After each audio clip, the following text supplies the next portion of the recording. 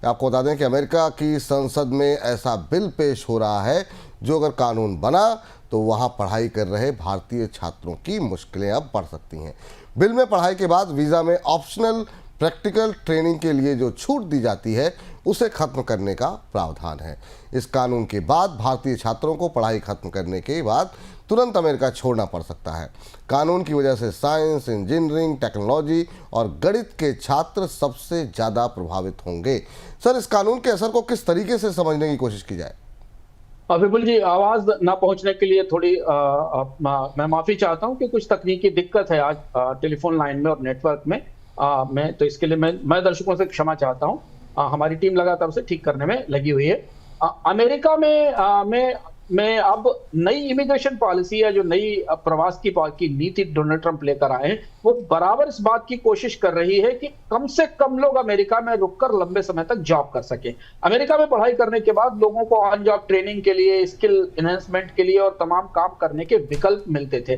अब जो व्यवस्था आ रही है, उस व्यवस्था में सिर्फ पढ़ाई तक ही अमेरिकी लोगों को सीमित रखने की इजाजत दी जाएगी और इसके बाद अंतर्राष्ट्रीय छात्रों को, दुनिया से आने वाले छात्रों को अमेरिका छोड़ना पड़ेगा। और ये उसी क्रम में देखा जा सकता है जिस क्रम में ग्रीन कार्ड की व्यवस्था बदली जा रही है, जिस क्रम में H-1B वीजा सीमित किए जा रहे हैं। बल्कि हमने आपको बीच में ये भी बताया था कि कई जगह छात्रों पर और भी कई तरीके के नियम या कानून या पाबंदियां लगाई जा रही हैं, जिससे कि वो अमेरिका में कम से कम समय बिता सकें और बाहर जा सकें।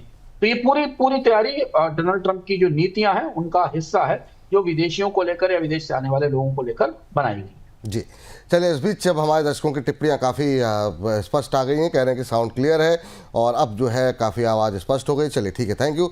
आप लोगों को जो दिक्कत हुई शुरू में उसके लिए क्षमा प्रार्थी हम लोग, लेकिन अब चीज़ें बेहतर हो गई हैं। इस बीच भारत में चीन और वियतनाम जैसे देशों से सस्ते सामान की डंपिंग की आशंका को देखते हुए सरकार एक इंपोर्ट मॉनिटरिंग ग्रुप बनाने जा रही है जो कि डंपिंग पर निगरानी रखेगा। इस मॉनिटरिंग ग्रुप में अलग अलग मंत्रालयों के अधिकारी शामिल होंगे। रिपोर्ट में कहा गया है टैरिफ के बाद कई तरह का सामान ऐसा है जिसकी भारत में डंपिंग हो सकती है। अमेरिका ने भारत पर 26% टैरिफ घोषित किया है, जबकि चीन सहित वियतनाम, बांग्लादेश और थाईलैंड पर ज़्यादा टैक्स है। सर, किन किन चीज़ों की डंपिंग की संभावना जताई जा रही है? भारत की दोहरी मुसीबत है। एक तो भारत के निर्यात पर रेसिप्रोकल टैरिफ आया है, जो अमेरिका में भारतीय निर्यात के लिए चुनौती है। और दूसरी बड़ी बात यह है कि भारत के आसपास के देशों से डंपिंग बढ़ने का खतरा है भारत में, और उसमें भी खासतौर पर उन देशों से डंपिंग बढ़ने का रिस्क ज्यादा है जहां से भारत की फ्री ट्रेड एरिया है, जैसे कि चीन, जापान और दक्षिण कोरिया से स्टील की डंपिंग का रिस्क है। वियतनाम और फिलीपींस से एल्युमिनियम की डंपिंग का खतरा है। आसियान देशों से सी फूड की डंपिंग हो सकती है, जिस पर हम पिछले दिनों में बात कर चुके हैं। और चीन से मैन्युफैक्चर्ड प्रोडक्ट्स की डंपिंग होने की संभावना है, क्योंकि वो सारे देश हैं जो डोनाल्ड ट्रंप के रेसिप्रोकल टैरिफ से सबसे ज्यादा शिकार हुए। जैसा कि हम बताते रहे कि एशिया की जो निर्यात आधारित अर्थव्यवस्थाएं हैं, उनके लिए ट्रंप के टैरिफ सबसे ज्यादा मुश्किल पैदा कर रहे हैं और उन्हें तत्काल नए बाजारों को में जाने की जरूरत है। इसमें आसियान, चूंकि भारत और आसियान के बीच में एफटी है, तो वो भारतीय बाजार में डंपिंग का रास्ता खोल सकता है। स्टील के मामले तो आने ही लगे हैं सामने, एल्यूमीनियम के मामले भी आने लगे हैं। सी फूड एक नई चुनौती है, क्योंकि भारत सी फूड का एक बड़ा निर्यातक है और अमेरिका के बाजार में भारतीय सी फूड की बड़ी हिस्सेदारी है। तो भारतीय नीति निर्माताओं के लिए दोहरी मुश्किल है। एक तरफ उन्हें डोनाल्ड ट्रंप के गुस्से का, उनके तेवर का, उनकी तरफ से किए जा रहे सख्ती का सामना करना है, और दूसरी तरफ उन्हें भारतीय बाजार को डंपिंग से रोकने के लिए बचाना है। क्या रणनीति होगी, जो मेरे सूत्र कह रहे हैं, जिनसे हमारी बात हो रही है सरकार में? सरकार आने वाले दिनों में चुनिंदा देशों से आने वाले सामानों पर डंपिंग रोधी शुल्क या सेफगार्ड ड्यूटीज लगा सकती है, ताकि डोनाल्ड ट्रंप के टैरिफ का दोहरा नुकसान भारत को ना झेलना पड़े। ठीक। इस बीच एक तरफ दुनिया भर में ट्रंप के टैरिफ की आलोचना हो रही है और दूसरी तरफ देश के वाणिज्य मंत्री पीयूष गोयल ने कहा कि अनफेयर ट्रेड प्रैक्टिस से भारत के ट्रेड को सुरक्षित रखने के लिए भारत में टैरिफ की जरूरत भी है। पीयूष गोयल ने यह भी कहा कि भारत विकसित देशों के साथ द्विपक्षीय व्यापार समझौते चाहता है और उनको व्यापार समझौते में छूट देने के लिए भारत के पास पर्याप्त स्पेस है। सर, पीयूष गोयल के इस बयान को इस टाइमिंग में कैसे पढ़ा जाए, कैसे समझा जाए?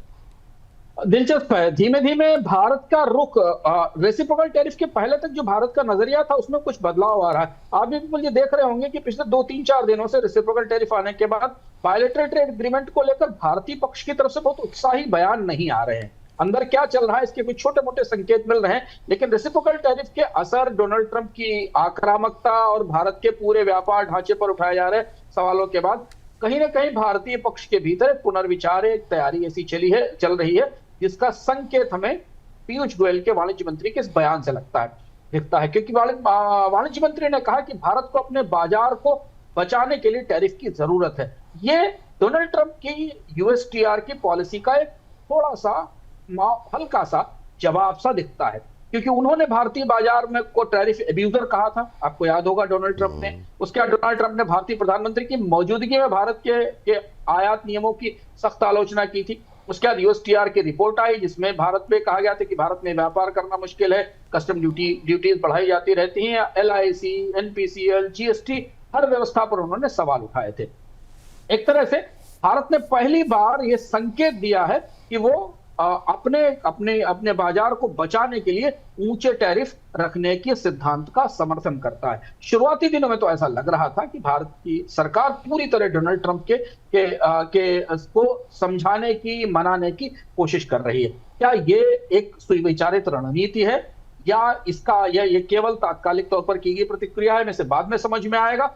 लेकिन अगर इसको हम थोड़ा दूर तक खींचने की कोशिश करें, विपुल जी, और से दूर तक संभालने की कोशिश करें, तो क्या बायलैटरल ट्रेड एग्रीमेंट को में जो सरकार जितनी रियायतें डोनाल्ड ट्रंप को देने जा रही थी उन पर पुनर्विचार करेगी या ठहरेगी और देखेगी कि बाकी दुनिया के देश क्या कर रहे हैं, ये हमें देखना होगा। लेकिन ये बयान लगभग पिछले 1 महीने के दौरान डोनाल्ड ट्रंप के साथ जो बातचीत चल रही है उससे थोड़ी सी अलग दिशा की तरफ इशारा कर। जी।